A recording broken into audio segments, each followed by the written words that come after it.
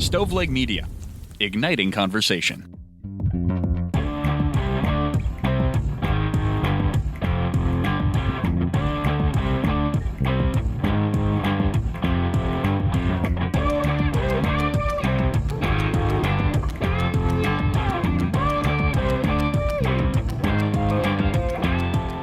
This is True Crimecast. I am Jamie, host number B. Host number one is John. What's up? Dude, how you doing? Thought that was a creative lead in there. It was You didn't something. acknowledge it. Yeah, I just, it was weird. You doing all right? Doing good, man. Doing really good. Good. I want to get started here by thanking a couple people for 5-star reviews that are coming in over on Apple Podcasts.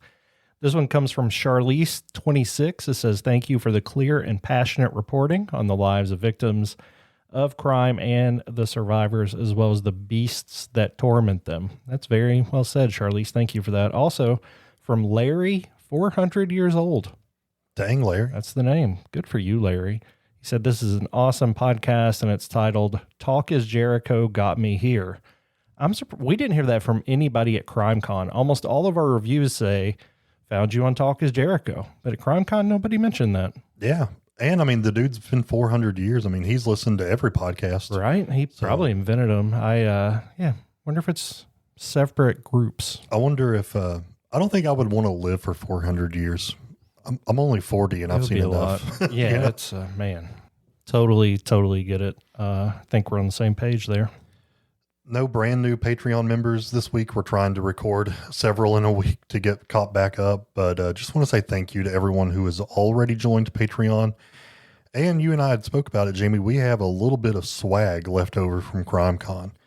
So we have thought about if you join Patreon and while supplies last, any new member, any level, send me your address once you get signed up and I will stick a piece of swag in the mail for you. Yeah, that swag includes post-it notepads, stickers, and bracelets. Yep. We also have pins, but those ran out. I do want to thank Amy. Amy was the person at CrimeCon, the lone person that listens to us and is on Patreon. So big thanks to Amy. She is very nice, very kind lady. Yeah, that was awesome. Meeting every one of you all that was at CrimeCon was just incredible.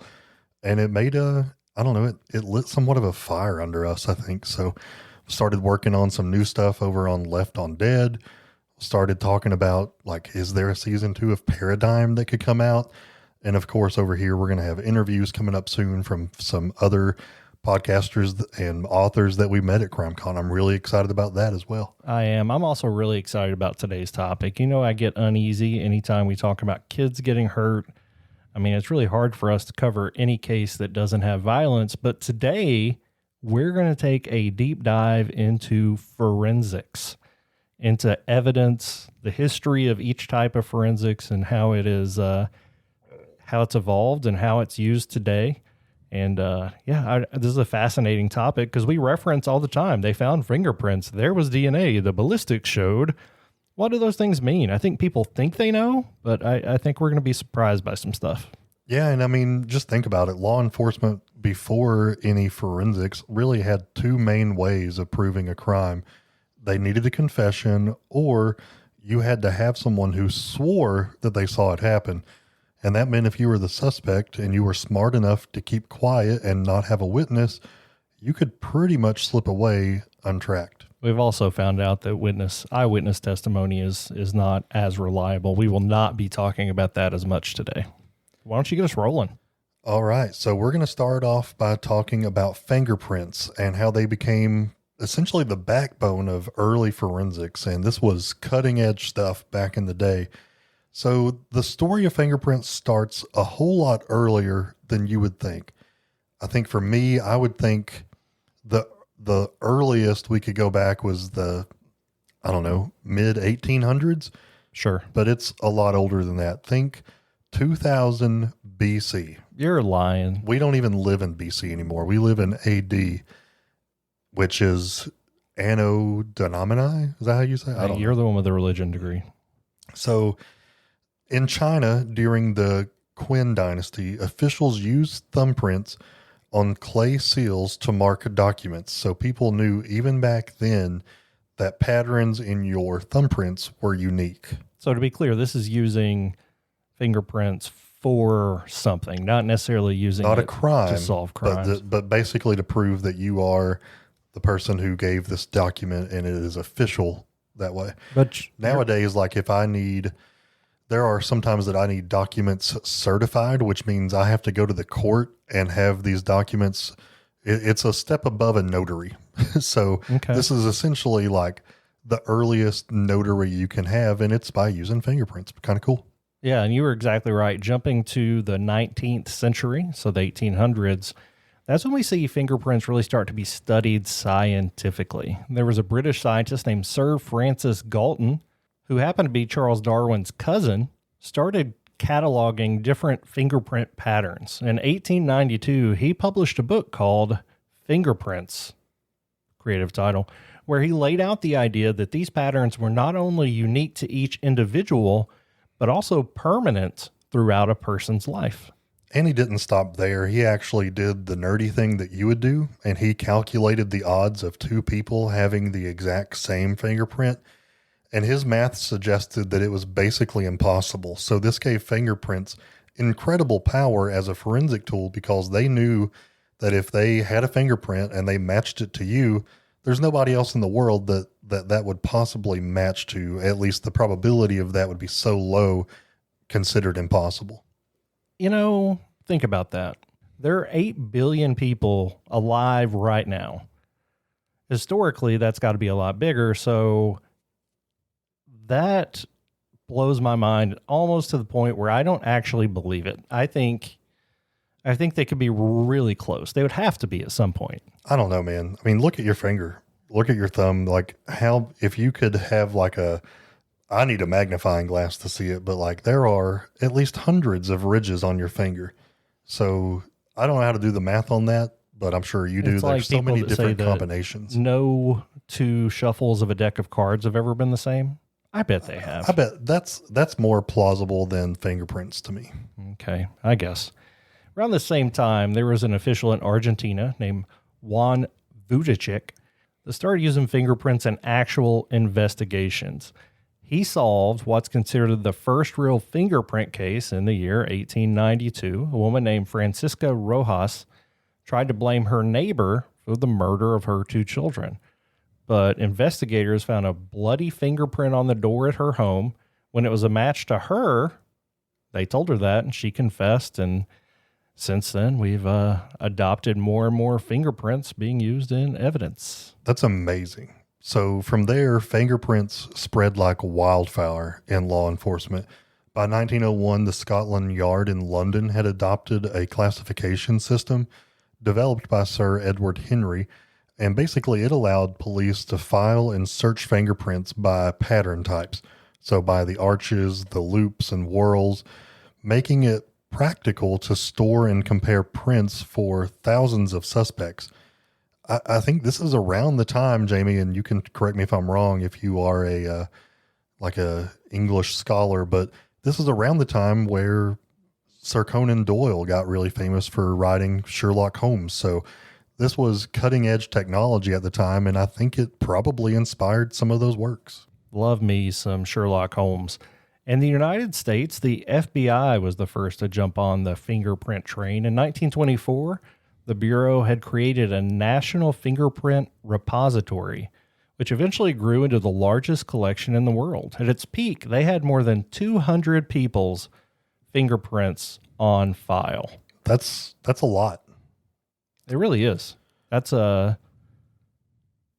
Especially considering it was, 100 years ago? Over 100 years ago when that happened? Yeah, and to store these, we're not talking about digital storage, so they had to have some kind of scheme for what they were doing. The process was pretty straightforward. Crime scene investigators would dust for prints using the black powder and the tape lift system, where if they did find a print, they would put down a piece of tape on top of that, push it down pretty good, and then pull it back up, and you've lifted the print so that you can take it on the go with you. And then they would go back and compare them under a magnifying glass to a potential suspect's prints. It's so simple, but yet so awesome and complex. I think the really difficult part here is, capturing them accurately, not messing them up, and then getting fingerprints good enough to actually analyze. I think that's really tough. They then started adding chemicals like ninhydrin to it that also captured amino acids in sweat to make them stick out a little more. They added different glue type substances to the collection method to make the prints more visible. The real revolution with fingerprint technology came in the 1980s, and that's when a system called the Automated Fingerprint Identification System, or AFIS, was introduced. So now investigators could scan digitally fingerprints into a computer and then search it within a database against millions of records in minutes instead of days or weeks. So this was revolutionary. I mean, this was bigger than anything I could imagine in forensics at the time. I think comparably, it's almost like they went straight to an artificial intelligence recognition service. So they went from doing everything manually to this being automated. And that meant that fingerprints were so reliable and so accessible that it became one of the most common forms of evidence in criminal cases. It's been used to solve burglaries, assaults, terror cases, murders. And when it's done right, it's really powerful. If you have a full fingerprint, it's really easy to match it to another person. But maybe they're not perfect. Yeah, they're not. So because fingerprints have solved thousands of cases, we just highly value them, but they're definitely not foolproof. One of the biggest problems that crime scene prints face are they're not always complete. So you basically, if I touch something but only with half of my finger, then you've got a partial print. Or if I touch something with my whole finger but then drag it across the table, you're getting a print, but it's going to be smudged from the movement. So that leaves some room for interpretation. And human interpretation is where mistakes can creep in. So a perfect example is the case of Brandon Mayfield in 2004. And after a train bombing in Spain, investigators found a fingerprint on a bag where the detonations had originated from, and the FBI identified it as a fingerprint belonging to Brandon Mayfield. But so he was arrested and his life was turned completely upside down. But here's the kicker. He had absolutely nothing to do with it. Spanish authorities later matched the print to someone else, and the FBI had been wrong the entire time. And that's the big flaw here, right? Fingerprint analysis is at least somewhat subjective. Examiners compare ridge patterns by eye. Yes, we have computer programs that are doing this now, but they're trained by humans. While guidelines exist, there's not even consistency in how it's addressed. Some countries use 8 points of matching, so they can say this ridge matches here, that dot matches here, this swirl matches here. Some countries require 8, while some require 12. And the U.S. has always relied on a forensic specialist to come in and give those points of contact and give the probability that it could be anybody else. And because of that, courts have started to look more closely at fingerprint evidence. And in 2009, the National Academy of Sciences released a very important report warning that fingerprint analysis, like many forensic disciplines, lacked a solid scientific foundation. And they said it needed better standards and more research and acknowledgement that errors can happen. And yeah, I mean, that makes total sense. I'd never really thought about the human aspect of it, but you know, you have these prints, but who is to say they are 100% a match? Well, that's left up to human judgment, and we don't get it right 100% of the time. Yeah, I agree. It's not 100%, but it is definitive in certain cases. And if, at the very least, it can help to exclude people. So it is strong evidence, but it's not perfect. We thought we had solved for what we needed in the perfection when we got DNA evidence. So let's jump into that. Yeah, when we think of modern forensic science, DNA is probably the first thing that comes to my mind, and it is treated essentially like the gold standard in solving crimes, almost mythical in its reputation, right? Like there are so many cold cases being solved right now because of new modern DNA testing that we have. But DNA as a forensic tool is actually a fairly recent development. For most of history, we had no idea what this molecule could tell us. And that changed in 1953 when James Watson and Francis Crick described the double helix structure of DNA. And I know that if you're anything like me, you're visualizing that in your mind because of stuff that you've seen on TV. Even then, it was not seen as a crime-solving tool. It would take another 3 decades before DNA would ever enter the courtroom. Yeah, Crick and Watson really made the discovery for biological research and weren't necessarily doing this to try to solve crimes. But that turning point came in the mid-1980s thanks to a doctor named Alec Jeffreys. He was a British genealogist and discovered that sections of DNA varied greatly between people. It wasn't just something that coded people and all humans look the same. He called this mini small satellites, as pieces of DNA that were unique to different people. These patterns could be visualized using a process called restriction fragment length polymorphism, or RFLP. Jeffreys realized that these patterns could act like a genetic fingerprint, maybe even be more precise, and that it could, in fact, revolutionize forensic science. So the first real-world test of this new technology came fairly quickly. In 1986, British investigators were facing a baffling case. There were 2 teenage girls named Linda Mann and Dawn Ashworth, and they had been raped and murdered in a small village called Norborough. Now, a local teenager had confessed to one of the crimes, but detectives were not convinced, so they turned to Jeffreys. They used DNA samples from the crime scenes. Jeffreys proved that the same man had committed both murders, but it was not the teenager who confessed. That confession ended up being false, and for the first time in history, DNA evidence not only exonerated the innocent, but also later identified the real killer, Colin Pitchfork, through a massive village-wide DNA sweep. That's awesome that they went village-wide, swabbed for DNA, and found out who it was. That case was a landmark, and I feel like that's putting it lightly. But it showed the exploratory and incriminating power of DNA evidence. From there, the genie was out of the bottle. Within a few years, DNA labs began popping up across Europe and the United States. And by 1988, DNA evidence was admitted into U.S. courts for the very first time. Could have saved them a lot of time if they just went around and said, hey, does anybody have a last name of Pitchfork? Because we're pretty sure you kill people. That's a pretty damning last name. It is. And, we look back, we cover a lot of crimes in the early 90s, and even then it wasn't super, it wasn't adopted widely. It wasn't very trusted. And that's continued to grow over the years. Technology got faster and more sensitive almost exponentially over time. By the 1990s, they used polymerase chain reactions, which allowed labs to copy tiny fragments of DNA, making it possible to analyze samples that would have been too degraded or too small just a few years earlier.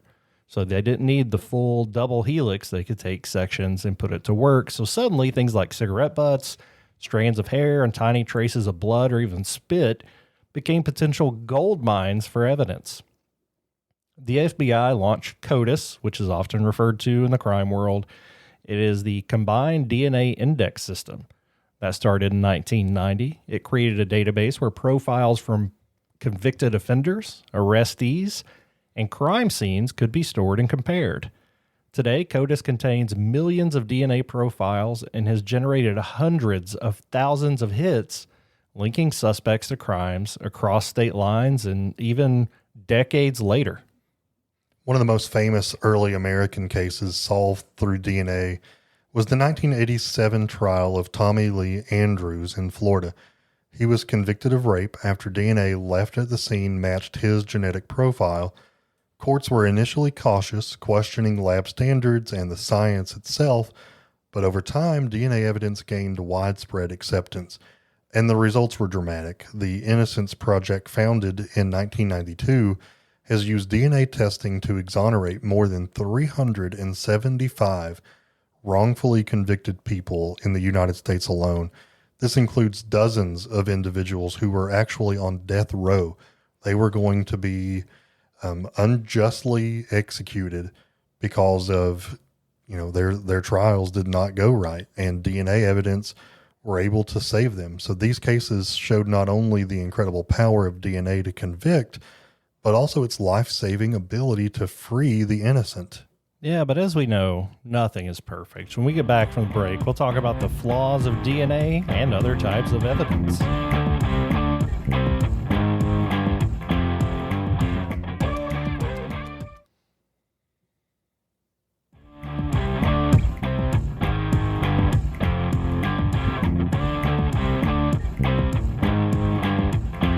So there's some pros and cons here that everybody needs to consider when thinking about DNA. The strength of it is obvious. Your DNA is unique to you and you alone, except for identical twins. A well-preserved sample can be matched with astounding accuracy and probabilities of a random match in the trillions. So full strands of DNA compared to other full strands of DNA is a great way to really match. Yet the very sensitivity of DNA testing can be a problem.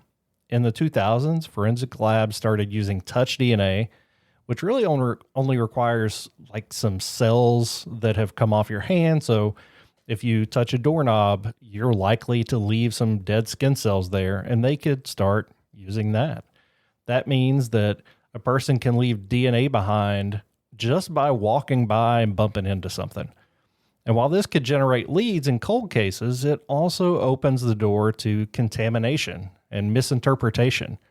A cigarette butt at a crime scene may have been dropped hours before the crime occurred, or transferred secondhand. Somebody could have touched a doorknob 2 weeks ago, or just accidentally walked by, or an officer, and they wear gloves and stuff, but what if another part of their body touches a piece of evidence? It gets really tricky. So there's also documented cases where DNA has misled investigations. I think probably the most well-known case is in 1995, the O.J. Simpson trial, and this trial put DNA evidence highly in the spotlight. Prosecutors had DNA linking Simpson to the murders of Nicole Brown and Ron Goldman, but questions about contamination, mishandling of samples, and police misconduct created enough doubt for the jury to acquit. So that case shows that even the strongest science is only as reliable as the people collecting it and processing it. This is another example, Jamie, in Germany in the mid-2000s. I had not heard about this one until our research, and it is just a great, also very sad story. So police across several states there in Germany found the same woman's DNA at multiple crime scenes. We're talking burglaries, murders, car thefts. So investigators thought they were tracking potentially a female serial killer, and they even gave her a nickname, the Phantom of Hilburn. In reality, the cotton swabs used to collect samples had been contaminated at the factory by a worker's DNA. So the Phantom serial killer never actually existed. It was the woman from the factory that was manufacturing these cotton swabs. This mistake, though, wasted years of the investigation's resources. Yeah, and we're aware of that now. I think they're more prone to actually test against officers and handlers. Like if you're getting DNA off a piece of clothing, that could have come from the factory. So I think we're more aware of that and looking for it, which is very helpful. Also don't want to breeze past the OJ evidence without saying, maybe it was right, even if it was contaminated. Just throwing that out there. Both can be true at the same time. DNA testing continues to evolve. One of the most groundbreaking developments is the use of familial DNA searches with genealogy databases. The most famous case is the capture of the Golden State Killer in 2018, which we have covered here on True Crimecast. Detectives uploaded crime scene DNA to a public genealogy website, GEDmatch. We met somebody that uses GEDmatch at CrimeCon, and we discussed how to get your DNA there if you want to help potentially solve crimes that your relatives may have been involved in. This allowed them to find a distant relative of an unknown suspect and they narrowed it down and went on to arrest and convict Joseph James D'Angelo, who was a former police officer, as the Golden State Killer. And that kind of opened the floodgates for this, for people to use sometimes publicly given DNA, sometimes privately. There are a lot of questions and controversy about how we're using this familial DNA. Critics argue that it raises privacy concerns. After all, you may never have uploaded your DNA, but if your cousin did, police could still trace you. Lawmakers and those discussing the ethics of investigations continue to debate where the line should be drawn between solving crimes and protecting our liberties and rights as Americans. Another frontier that is rapidly evolving and growing is DNA analysis. So some police departments actually have machines in their offices that can generate a DNA profile in less than 90 minutes. And it's right at the station. They don't have to send it off to a lab. They don't have to wait for days or weeks or years to go by. It's super fast, but it's incredibly powerful for quickly identifying suspects, but it also raises concerns about accuracy, chain of custody, and oversight. So there's the problematic software. So there's a probabilistic genotyping software. So basically, it's using a complex algorithm to interpret mixed or degraded DNA samples. So while courts have admitted those results from these programs into courts, the defense attorneys often complain they can't really scrutinize the software's code because it's so proprietary that they don't understand how it works. So this creates what critics call black box forensics, where essentially juries are asked to trust a computer without really understanding how it reached its conclusion. I work in analytics, and we use a lot of software for calculations and deep analysis, and a lot of things that are black box, people just won't use them. So if there's an analysis I'm using and I'm using a software that doesn't give details, sometimes I have to just find something else to use. DNA, it's one of the most powerful tools in policing. There is no doubt about that. The benefit really is being able to exclude individuals. So you can say, there's a 1 in a billion chance it's somebody other than this person, which is very helpful evidence and often is enough. But it's not perfect. It's not a magic bullet.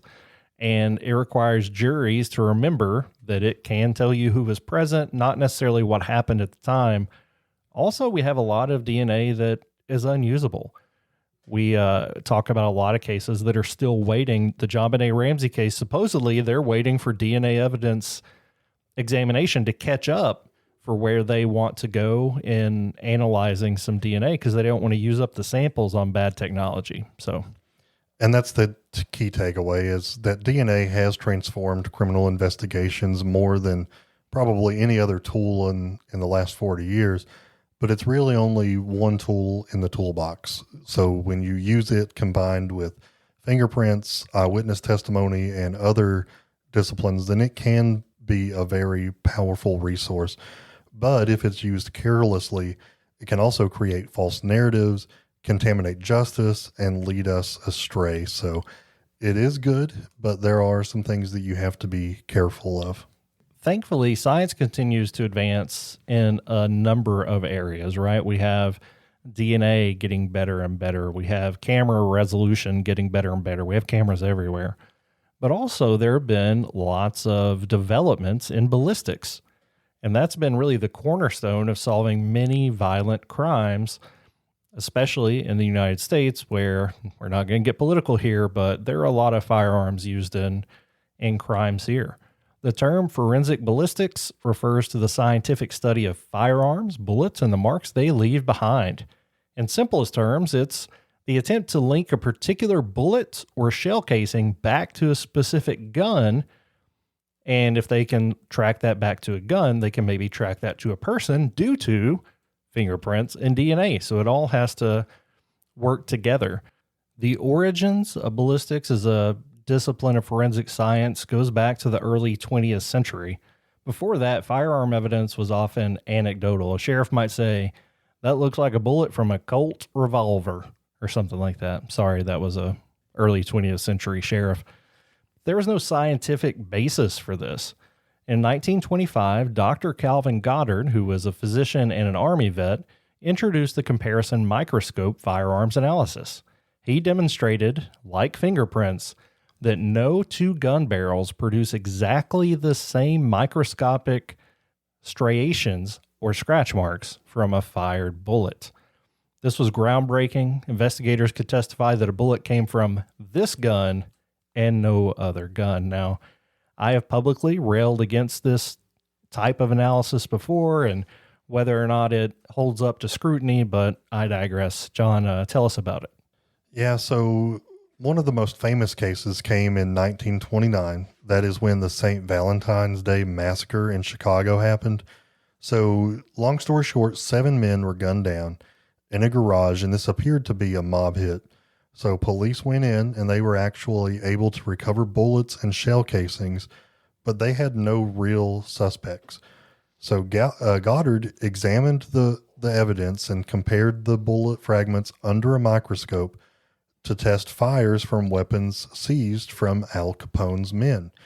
And he was able to confirm that 2 of the machine guns had fired the fatal rounds. So that case solidified the credibility of forensic ballistics and cemented Goddard's role as the father of modern ballistics. So from that point on, ballistics became an essential forensic tool.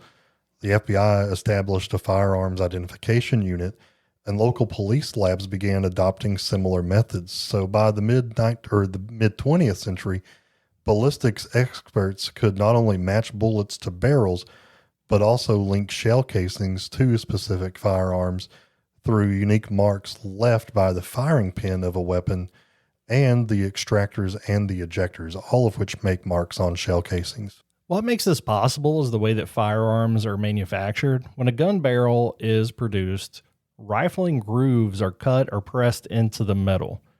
These grooves are what cause the bullet to spin on its way out, which stabilizes the direction and flight of the round that's coming from the weapon. But the rifling also leaves behind tiny, seemingly random imperfections, scratches, dents, or marks that are unique to that barrel and that barrel alone. When a bullet travels down the barrel, those imperfections are etched into its surface. Similarly, when a cartridge is fired, the firing pin and other mechanisms leave distinct impressions on the casing. Over time, forensic science has built an entire discipline around analyzing these marks. They use comparison microscopes. An examiner lines up a recovered bullet side by side with a test bullet fired from the suspect's gun and look for those matching scratches. If enough unique similarities are found, they conclude that the bullet came from that weapon. And John, I mean, going back to the card deck, I have a hard time believing that these scratches can't be made from multiple weapons. The totality of the rifle grooves may be different, but the unique scratches, I think, could possibly, I don't fully buy in on the uniqueness. I'll leave it there. Well, and I think we keep coming back to that's where you really need multiple forensic things to point to the same conclusion for there to be any room for that doubt to be removed, right? Like if you have fingerprint and ballistics, the likelihood of both of those pointing to someone different or both of those being inaccurate while they point at the same person, pretty rare. Of course, like every forensic method, though, ballistics has its strengths and weaknesses. So on the positive side, it can be incredibly useful in tying together crime scenes. Imagine investigators have shell casings from 3 different shootings across the same town. If the casings all bear the same firing pin impression, analysts can logically conclude that the same gun was used in every one of these crimes, even if they don't know yet who pulled the trigger. So that can turn 3 seemingly random shootings into a connected pattern of violence. Another strength is database technology. So in the 1990s, the ATF, the Bureau of Alcohol, Tobacco, and Firearms, and now explosives, developed the National Integrated Ballistic Information Network. So the system allows investigators to scan shell casings and upload the images into a national database. So now the system can search for matches in other cases and put the two together. So this has produced thousands of investigative leads connecting shootings across states and really helping to track illegal gun trafficking as well. But it's not without its controversy, right? Unlike DNA, which has a statistical underpinning with the probabilities in the trillions, so they can literally say, based on the different sections of DNA, how likely is it this person? Ballistics is largely based on examiner interpretation. Of the things we've discussed so far today, ballistics is the most subjective. Two analysts may look at the same set of marks and disagree about whether there's a match. In 2009, there was a landmark report by the National Academy of Sciences that raised concerns about the scientific validity of several forensic disciplines, but that included firearms identification. The report concluded that while firearms examiners could often identify the characteristics of a bullet fired from a weapon, they could take a look at the caliber, the type of weapon. The claim that they could match a bullet to a single individual weapon to the exclusion of all others lacked sufficient scientific backing. It's a pretty high threshold there.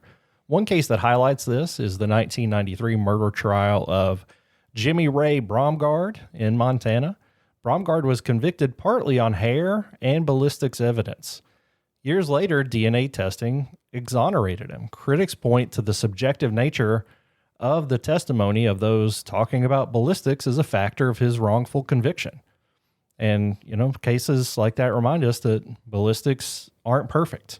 And we're using DNA, which also isn't perfect, to correct it. So we're trying to use the best methods we can, I think, here, but ballistics certainly has some drawbacks. What's another one?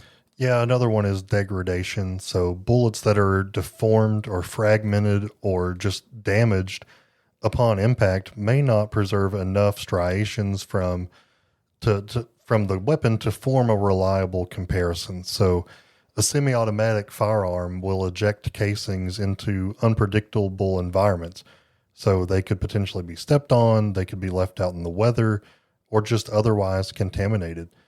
On top of that, the rise of ghost guns. These are homemade firearms often produced with 3D printers or unfinished receivers pose a new challenge. So these guns may not have the same manufacturing tool marks as commercial weapons, making it hard, if not impossible, to identify through these traditional forms of ballistic testings.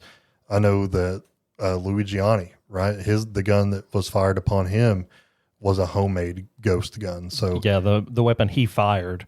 Yeah, sorry. Yeah. It is becoming a big problem. With 3D printing, it becomes easier and easier. But even with these challenges, ballistics has played a role in some pretty famous cases. You mentioned the St. Valentine's Day massacre. Look at the 1963 assassination of President Kennedy. The Warren Commission relied heavily on ballistics to say that the bullets recovered were from the rifle they associated with Lee Harvey Oswald. So you can take that as you will, depending on your level of conspiracy theory. But we can also take a look at the Beltway sniper case from 2002. Over a 3-week period, John Allen Muhammad and Lee Boyd Malvo terrorized the Washington, D.C. area, killing 10 people. And ballistics evidence confirmed that all these killings were linked and carried out with the same Bushmaster rifle. That realization shifted this investigation from a series of isolated shootings to a shooting spree, which allowed investigators to narrow in on the suspects. So in that case, it was very helpful and probably saved a lot of lives to be able to link those together. Kind of like the fingerprint tests. A lot of this is open and subjective because men and women are the ones who make the ultimate conclusions, like, do these match under a microscope, yes or no? But with modern technology, there's 3D imaging and there's computer algorithms that are being developed to supplement examiner judgment. So instead of just relying on a person to look through a microscope and then give an analysis, there's actually software that is being used to generate detailed 3D models of bullets and casings and compare them digitally. So I think that's pretty cool and can take the human element out of it. So the another thing they're doing is they're also exploring the use of chemical analysis. So the way that you do this is you can link bullets to batches of ammunition from the factory to know if they were related or not. So this has sparked some debate about reliability, but I think it's a pretty cool use of resources. What is clear is that forensic ballistics is not static, so it's adapting to new technologies and new threats in firearm landscape using the 3D generated weapons. And as we've talked about, the best approach to this is a holistic one. You combine these several different areas of forensic evidence with circumstantial evidence, witness testimony, motive, all the things. And that's when you can put your best case together. But not only do the things we've talked about continue to evolve, but there are some new technologies out there that we'll refer to as emerging forensics. These are areas that go beyond what we've talked about before and start to bring in more technology, it's essentially catching up with the times. One of the biggest shifts has been the explosion of digital forensics. Think about how much of our lives are lived through our phones and our computers. Our messages, our emails, our locations, social media posts tell a story. And for investigators, getting a suspect's phone can be just as valuable as recovering a murder weapon. So digital forensics is rapidly growing and has solved a lot of cases. I mean, just think about it, Jamie. You walked over here to my house about an hour ago. How many different ways could I prove something so simple, right? Right. I mean, your cell phone record is going to ping you at 2 different GPS locations. You're on your doorbell camera. You're on my doorbell cameras. I've got a trail cam out at the beginning of my driveway that caught you. That's awesome. I didn't know that. There's like 3 neighbors. So like really in the scheme of things, there's not many places you could go even without your cell phone's location that you're not going to be caught on camera somewhere. So now it's old school police canvassing to say, hey, we had an issue in the neighborhood. Can I see your video surveillance to see if we pick up anything? Right. And then boom. So, I mean, there's a major case happening in America right now that police are canvassing neighborhoods and got security footage, and it's only a matter of time before it's solved because they're going to be able to track his movements and pinpoint this to a guy.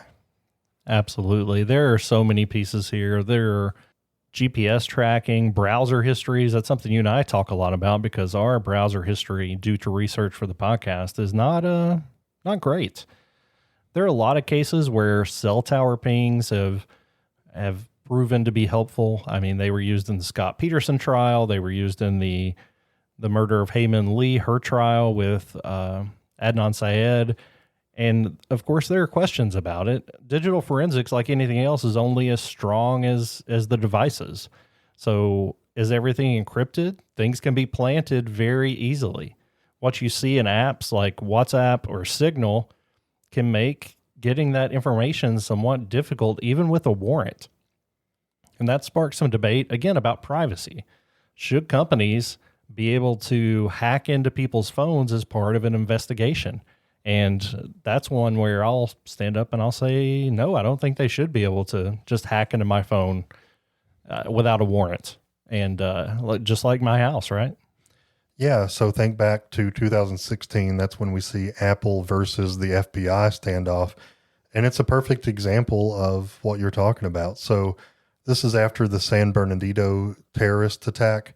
The FBI wanted Apple to unlock an iPhone belonging to one of the shooters, and Apple just flat out refused, arguing that creating a tool to bypass encryption would threaten the security of every single iPhone user.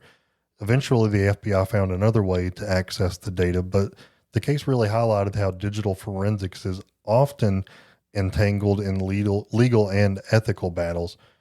Beyond phones and computers, another cutting-edge tool that's being more and more used is facial recognition technology. So forensic investigators can now take a blurry surveillance photo and run it through databases of mugshots, driver's license, or even social media images.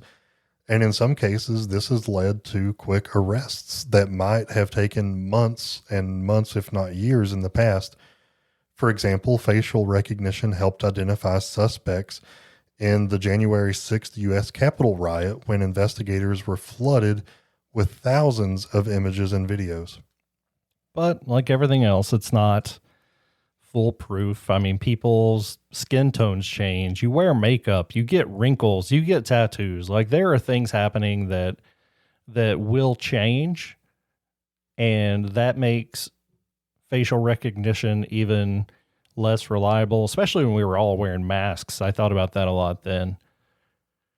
Then there's genetic genealogy, which we have talked a bit about, but basically that's the biggest forensic breakthrough of this century, and it combines using DNA with all the databases that are built up. The two most popular probably are Ancestry and 23andMe. So investigators can sometimes access those databases, and it's very unclear when they do it, right? I don't know when they're allowed to and when they're not. So some people worry about privacy as well in that situation. Another one that I think about a lot, John, is voice forensics. You and I have our voices out there so much. So many crimes involve threatening phone calls, ransom demands, intercepted recordings. Experts can analyze speech patterns, annotations, and acoustic signatures to identify a speaker. It's like a voice fingerprint, and it's not as conclusive, of course. And I think now with AI being able to copy your voice, it's probably even less conclusive. Yeah, that's so scary that, you can essentially make me say anything you want me to say because the use of AI and my voice is on the internet for hundreds and hundreds of hours. That's scary. So like, how do you, if you're a jury, differentiate between what is actually me saying something versus what AI is having me say? Yeah, it's really tough. And I think that's the battle we're fighting now is how do we protect privacy, but also protect people? How do we go out of our way to provide support to law enforcement without infringing on the rights of others? How do we utilize technology without letting go of our common sense and relying on good old-fashioned investigation? I think there's just so much to balance. And I think we're at a point in our history, especially in America, where we're going to have to decide how much privacy are we willing to break? Where do we bend and where do we break? Because we're towing a lot of lines right now with genetic genealogy, with cell phone stuff, even facial recognition. I think some sweeping decisions need to be made. I tend to err on the side of privacy just because I think that's one of our rights as an American. But I think when that decision's made, it'll continue to shape the emerging technologies. I don't know, man. If police have a pretty good lead on a suspect and you're potentially involved in a crime, I feel like there needs to be a warrant for sure, and the judge has to sign off on there being a high likelihood that you are involved. And then once that's signed off on, your stuff is free game. Now, only where it could be applicable to said crime. That's just my opinion, and maybe I'm an outlier in that, but I think it's important to just briefly cover this, but some crimes nowadays are committed solely online, right? There are things like identity theft, cyber attacks, cryptocurrency fraud. These kinds of crimes don't leave bloodstains or cell phone pings, but they can absolutely destroy lives all the same. And that's why there are specialized teams who can now track IP addresses, monitor blockchain transactions, and even infiltrate dark web marketplaces to catch predators. So we really are, I think, living in the frontier of new kinds of crimes and how do we solve those? Yep. And as a crime follower, a crime studier, interested in the way they're solved, I'm fascinated by this, always have been. We've come so far from just looking at people's blood types. It's like, oh, he has type A blood. Maybe he would have been here. Like we've come so far about in catching criminals, and it's really impossible to tell how much this technology has deterred criminal behavior. But we do know that it continues to help solve things, to get justice and truth for people, and that's what we're here for, right? We want to see these cases solved and solved right, and I think we need to use technology to do that while being careful in the overreach piece. Jamie, this is interesting to me and you. I hope that there's still a couple of people listening. I don't know. I think we talk about crimes each and every week and how those crimes are solved, but I do think it's important to know the background information on how these techniques came about. So I found this super interesting. Yeah, I was fascinated by this. Hopefully our listeners were as well. As we refer to these things over and over again, we will continue to come back to this episode and talk about what we know about the history of those different methods of forensic investigation. One we didn't bring up, and I won't talk about, is polygraphs, because at CrimeCon, there was a man there who did polygraphs for a living, and John said, "Oh, that's funny. My friend thinks they suck." I think we should. To his face. I think we should talk about it. I think it is a tool in the toolbox. I don't think it can be the only thing that could, send you to jail, but I think it's a good tool to have. Well, thankfully, I led today's research, and I didn't put it down on paper anywhere, so we don't have any facts to go on. Fair enough. Guys, we appreciate you sticking around today, and I hope this wasn't too boring, and I hope you're okay with us taking some risks on different stuff, but I love it, so I hope you're okay with it. Or if you have other similar ideas you'd love to hear us talk about, if you want us to do an episode on stupid lie detectors, we can. Just let us know. Yeah, a whole one, in fact. Guys, we appreciate you. We love you. And until next crime, this has been True Crimecast.